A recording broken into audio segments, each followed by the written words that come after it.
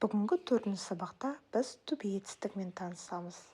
Сол себепті бүгінгі сабақтағы ережелер мен таныс емес сөздерді жазып отыруды ұмытпаңыз. To be етістігі дегеніміз не? To be етістігінің бірнеше формасы бар. Дәл қазір тек үшеуін есте сақтап қалу жеткілікті. Олар am, is және are сөздері. To be етістігі не үшін қажет? Ағылшын тілінде барлық толық сөйлемдерде міндетті түрде етістік болу керек. Мысалы, I love coffee. Мен кофені ұнатамын. Мұндағы love іс-әрекет етістігі, ұнату, ұнатамын мағынасын береді. Немесе I eat apples. Мен алма жеймін. Жалпы сөйлем. Eat іс-әрекет етістігі, жеу, жеймін мағынасын береді. Бұл қарапайым сөйлемдерде іс-әрекеттер көрсетілген. Ал егер сөйлем тек сипаттаса, мысалы, бүгін күн салқын. Қазақ тілінде бұл сөйлемде етістік көрсетілмеген. Ауа райының жалпы салқын екені ғана айтылған. Алайда ағылшын тілінде біз to be етістігін қолданамыз. It is cold today. Ағылшын тілінде барлық толық сөйлемдерде міндетті түрде етістік болу керек. To be етістігі ешқашан іс-әрекетті, кімнің не істеп жатқанын бізге жеткізбейді. Ол бізге тек жалпы сипатты көрсетеді. Қысқаша айтсақ, сөйлемде іс-әрекет көрсетілмесе, to be'ді қолданамыз. Сонымен to be етістігін біз келесі сөйлемдерде қолданаламыз. Өзіңіз және өзге адамдар жайлы жалпы ақпарат бергіңіз келсе, аты-жөні, жасыңыз, жұмысыңыз. Жалпы қандай сезімде тұрғаныңыз, кімнің немесе ненің қайда орналасқанын сипаттау үшін, белгілі бір топқа немесе сипатқа тән екенін білдіру үшін. Ереже. Бүгін ең негізгі және қарапайым ережені қарастырамыз. Есте сақта, am, is және are сөздері қазақ тілінде болып табылады деп аударылады. Алайда, сөйлемді қазақ тіліне аударған кезде бұл сөздер мағынасы көрсетілмейді. Яғни am, is, are сөздері сөйлемде аударылмайды. Келесі мысалды қарайық.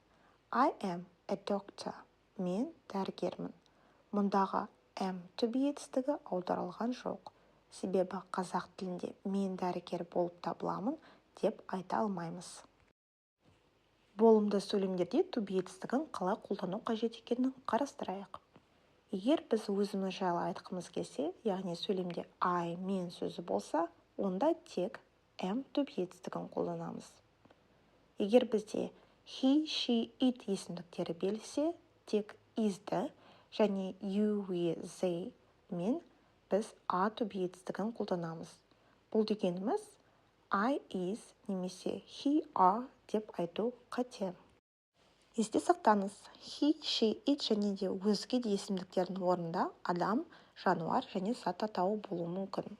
Төмендегі мысалды қарайық. An ол қыз бала. Сол себепті оны she сөзіне ауыстыра аламыз. Егер есімдіктер ережесін ұмытып қалған болсаңыз, өткен 3-ші сабақты қайта қарап шығыңыз. Сабаққа сілтемені төменде описаниеде қалдырамын. Ал қазір тапсырма орындап көрейік. Берілген есімдіктерден кейін қандай to be етістігі қолданылады? Бірінші сөйлем she is немесе are a doctor. Ереже бізге таныс. Егер she болса, онда міндетті түрде is қолданылады. Әрі қарай видеоны тоқтатып, тапсырманы жеке орындап қойыңыз. Кейін дұрыс жауабы көрсетіледі. Ал енді дұрыс жауабын қарап көріңіз. I am деп айту бұл long form, толық немесе ұзақ форма деп аталады. I am'ді біз I'm деп қысқартсақ болады. Бұл short form, яғни қысқартылған форма. Бұл сөздегі ерекшелікті қарастырайық. Берілген мына түрге ұқсас белгі апостроф деп аталады. Нақты бұл жерде апостроф белгісі сөздің қысқартылғанын бізге жеткізеді. Бұл кестеде сіз есімдіктердің long form толық формасын және short form оның қысқартылған формасын көре аласыз. Есте сақта, ағылшын тілінде ресми құжат, хаттар мен жалпы жазбаша түрде біз міндетті түрде to be етістігін толық формада жазамыз.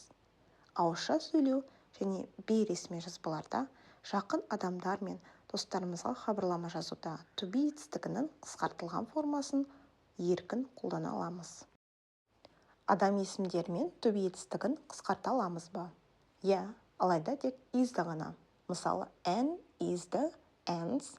Ron is the Rons деп айтуға болады. Am және are to be етістігімен адам немесе адамдар есімін қысқартуға болмайды. Тапсырма. Берілген есімдіктерден кейін to be етістігін қысқартып жаз. Мысалы, Lucy ол қыз бала, яғни she. Сол себепті is сөзін қысқартып Lucy's деп айтамыз. Видеоны тоқтат, әрі қарай тапсырманың дұрыс жауабы көрсетіледі. Ал енді дұрыс жауабын қарап көріңіз. Болымсыз сөйлемдер қалай құрастырылады? Бір ғана not сөзін қолдану арқылы біз сөйлем мағынасын өзгерте аламыз. Мысалы, I am a teacher, мен мұғаліммін. Және I am not a teacher, мен мұғалім емеспін.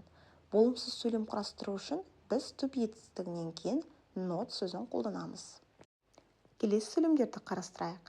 He is happy, ол бақытты, және he is not happy, ол бақытсыз. We are at home, біз үйдеміз, және we are not at home, біз үйде емеспіз. Болымсыз сөйлемдерде де to be етістігін қысқарта аламыз.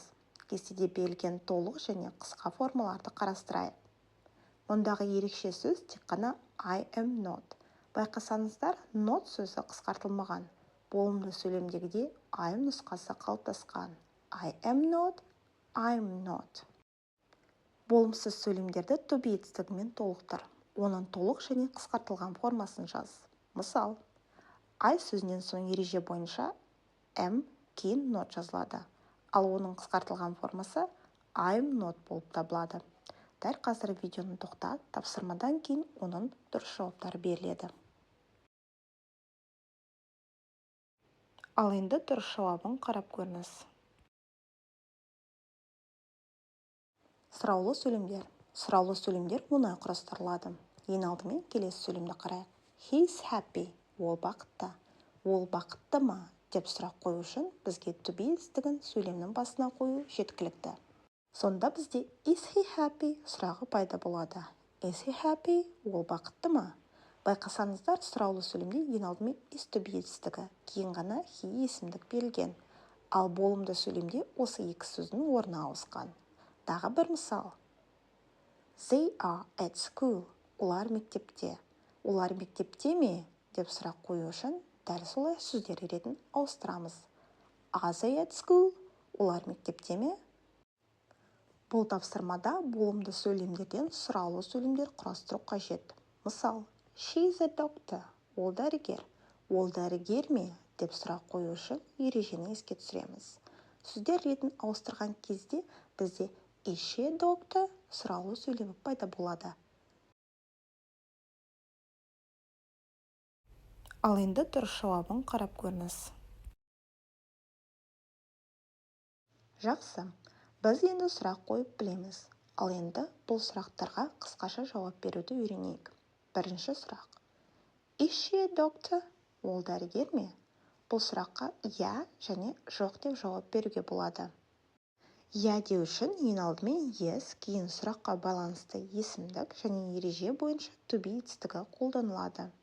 Я, ол дәрігер деп ағылшын тілінде yes, she is деп жауап қайтарамыз. Жоқ деп жауап айту үшін no, жоқ, кейін сұраққа байланысты есімдік және ереже бойынша to be етістігі not сөзімен бірге қолданылады. Тағы бір мысал. Are they on summer holiday? Олар жазғы демалыста ма? Алдын атап кеткенде я деп жауап беру үшін ең алдымен yes, кейін есімдік және етістік қолданылады. Yes, they are. Я, олар демалыста. Жоқ жауабын беру үшін no, they are not деп айтамыз. Көріп тұрғандарыңыздай, мұндағы слайдта жауаптар қысқартылған формада берілген. Берілген бұл кестеде қысқа жауаптар формасы көрсетілген. Мұнда сіздер есімдіктер және оларға байланысты yes, я жауабын және no, жоқ жауабын қалай беру қажет екенін қарай аласыздар. Соңғы тапсырма. Суреттерге мұқият қара. Сұрақ суретке сәйкес келсе, я жауабын бер.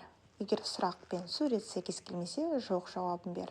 Және нақты кімнің немесе ненің көрсетілгенін жаз. Бірінші сұрақ. Is he a teacher? Ол мұғалім бе? Я, Суретте мұғалім. Сол себепті ереже бойынша біз yes, he is деп жауап береміз. Екінші сұрақ. Is it a mouse? Бұл тышқан ба? Жоқ. Суретте мысық. Сол себепті no, it isn't. Жоқ жауабын береміз.